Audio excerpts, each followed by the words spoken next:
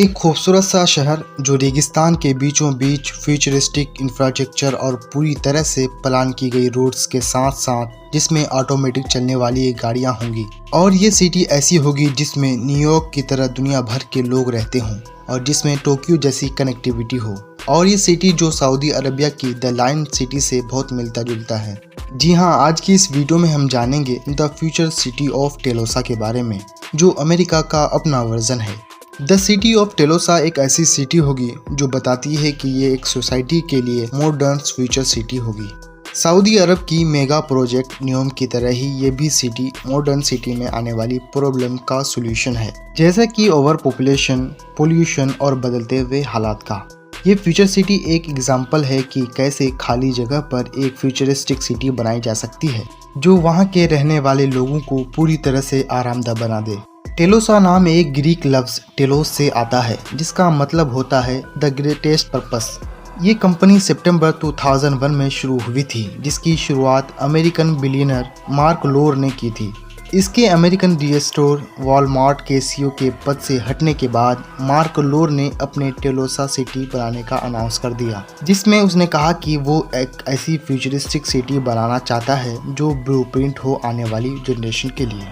टेलोसा के master plan का in charge है एक आर्किटेक्चर जिसका नाम है बजाक एंजल्स, जिसे कि इससे पहले भी एक फ्यूचरिस्टिक सिटी बनाने का काम मिल चुका है टोयोटा की तरफ से जापान में।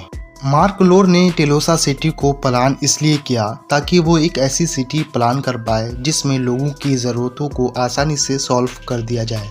आज के समय में 50% पॉपुलेशन शहरों में रहती है। ऐसा माना जाता है कि ये परसेंटेज बढ़कर 70% हो जाएगा साल 2050 तक। इसी वजह से शहर एक इम्पोर्टेंट सेंटर बन चुका है लाखों लोगों की एजुकेशन, रिसर्च और इकोनॉमिक पर्पस के लिए। वैसे तो सिटीज़ में बहुत सारे लोगों की तरक्की होती है, पर ऐसा होना हर किसी के लिए पॉसिबल नहीं हो पाता। इस बढ़ते हुए वेल्थ गैप को हटाने के लिए ही मार्क लोर ने टेलोसा सिटी का प्लान किया। एक ऐसी सिटी जहां पर हर किसी की ग्रोथ के लिए एक जैसी अपॉर्चुनिटीज मिलेंगी। इस इक्वलिटी विजन को बढ़ाने के लिए एक इकोनॉमिक सिस्टम तैयार किया गया है जिसका नाम इक्विटिज्म है। इस सिस्टम का आइडिया है कि एक कम्युनिटी बनाई जाए जिसमें लोगों को पूरी सिटी के ग्रो होने से बेनिफिट मिल सके।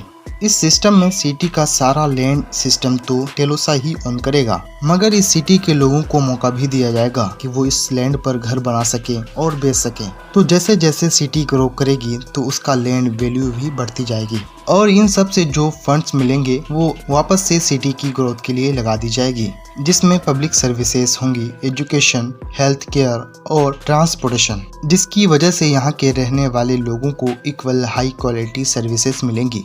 वैसे तो सिटी की लोकेशन सही तौर पर नहीं बनाई गई है, मगर टेलोसा कंपनी के लोग एक मरुस्थलीय इलाके में बनाना चाहते हैं जिनमें उनकी कई खास जगह भी चुनी गई हैं, जैसे नेवादा, ऊटा, अरिज़ोना और टेक्सास। मगर अमेरिका में इतने सारे लैंड होने के बाद भी वो सिर्फ टेलोसा को डिसर्ट में ही आखिर क्यों बनाना चाहते हैं? इसका एक रीज़न है कि अमेरिका के वेस्ट में बहुत सारे चीप और अनडेवलपमेंट ज़मीनें पड़ी हुई हैं और टेलोसा की बढ़ती हुई लैंड वैल्यू को रीइन्वेस्ट करके फिर से सिटी की ग्रोथ की प्लानिंग की वजह से इस बंजर ज़मीन के पास एक और मौका मिलता है जो अपनी वैल्यू को और बढ़ा सके। वैसे तो टेलोसा सिटी के कंस्ट्रक्शन का प्राइस बाकी शहरों से कम होगा, लेकिन इस पूरी सिटी को एक रेगिस्तान इलाके में बनाना कोई खास आइडिया नहीं है।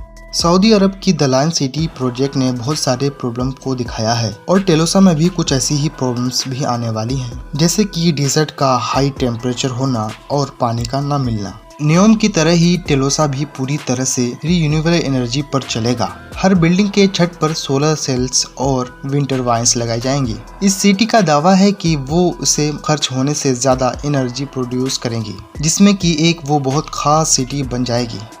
दोस्तों, इसके बीच शहर में एक टावर भी बनाया जाएगा जिसका नाम इक्विटिज्म टावर होगा, जो इसका सबसे मशहूर लैंडमार्क होगा। टेलोसा बहुत ध्यान से एक अच्छे ट्रांसपोर्टेशन सिस्टम पर भी फोकस करेगा, जिसमें हाई ट्रैफिक शहर के बाहर ही ट्रेवल करेंगे। इस शहर के अंदर छोटी बाइक का यूज होगा। इसमें दो चीजें होंगी। पहली, यह आसपास जाने के लिए लोग आसानी से यातायात का सहारा ले सकते हैं। दूसरा यह कि हैवी ट्रैफिक वहां रहने वाले लोगों के घरों से काफ़ी दूर होगा। इसका फ़ायदा ये होगा कि वहाँ नॉइज़ पोल्यूशन बहुत कम होगा।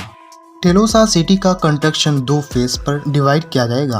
पहली फेज के कंस्ट्रक्शन का गोल रखा गया है 2030 तक। उस वक्त यहाँ 50,000 लोगों की रहने की जगह बन जाएगी, जिनके घर सिर्फ 6 किलोमीटर के दायरे में ही फैले होंगे। इसके बाद सिटी के दूसरे फेज का कंस्ट्रक्शन शुरू किया जाएगा, जिसमें सिटी की बाकी चीजों को बनाए जाएंगी अगले 40 सालों तक, और उस वक्त तक 5 मिलियन लोगों के रहने की जगह भी बना दी जाएगी, जिसमें सारे लोग 120 किलोमीटर के दायरे में ही रहेंगे। इस पार्ट का साइज लगभग सैन फ्रांसिस्को के बराबर होगा। पूरी तरह से टेलोसा सिटी के बनाने का बजट लगभग $40 बिलियन होगी।